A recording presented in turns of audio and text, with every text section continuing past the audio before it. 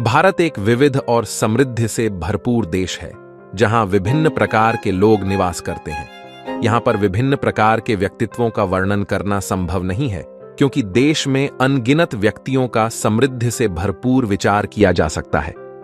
हालांकि यहां कुछ प्रमुख प्रकार के लोगों के बारे में चर्चा की जा रही है, जो भारतीय समाज में मुख्य रूप से पाए जा सकते हैं। परंपरागत व्यक्तित्व।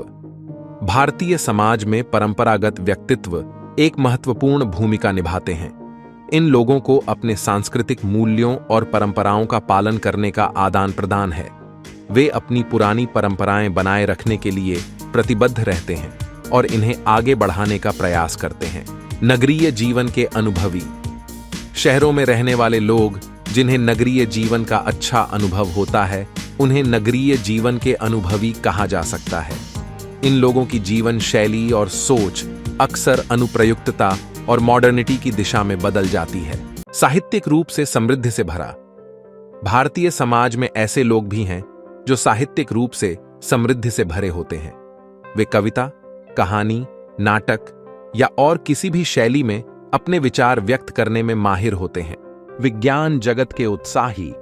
आधुनिक विज्ञान के क्षेत्र में रुचि रखने वाले लोग, जिन्हें नवाचार और तकनीकी विकास में रुचि होती है, को विज्ञान जगत के उत्साही कहा जा सकता है। ये लोग नए और सुधारित तकनीकी समाधानों की खोज में लगे रहते हैं। सामाजिक सुधारक। समाज में सुधार के प्रति प्रतिबद्ध लोग, जो सामाजिक समस्याओं के समाधान की दिशा में काम करते हैं, को सामाजिक सुधारक कहा जा सकता है। इन्हें सामाजिक न्याय, शिक्षा, स्वास्थ्य और अन्य क्षेत्रों में सुधार करने के लिए प्रेरित किया जाता है। राजनीतिक नेता। राजनीतिक क्षेत्र में रुचि रखने वाले लोगों को राजनीतिक नेता कहा जाता है। इन व्यक्तियों का कार्यक्षेत्र राजनीति है और वे अपने क्षेत्र में बदलाव और सुधार के लिए काम करते हैं। उद्योगपति और व्यवसायी। उद्योगपति और व्यापारिक क्षेत्र में रुचि रखने वाले लोगों को उद्योगपति और व्यवसायी कहा जा सकता है। इन लोगों का मुख्य उद्देश्य अपने व्यवसाय को बढ़ावा देना और समृद्धि में योगदान देना होता है। शिक्षा के प्रेमी। शिक्षा के क्षेत्र में रुचि रखने वाले लोगों को शिक्षा के प्रेमी कहा जा सकता है। इन लोगों का मुख्य उद्देश्य ज्ञान और शिक्षा के माध्यम से समाज को सुधारना होता है। सांस्कृतिक संरक्षक। भारतीय सांस्कृतिक विरासत को संरक्षित रखने वाले लोगों को सांस्कृतिक संरक्षक कहा जा सकता है। इन व्यक्तियों का मुख्य उद्देश्य भारतीय सांस्कृतिक परंपरा को बचाना और आगे बढ़ाना होता है। आत्मनिर्भर और स्वास्थ्य प्रेमी।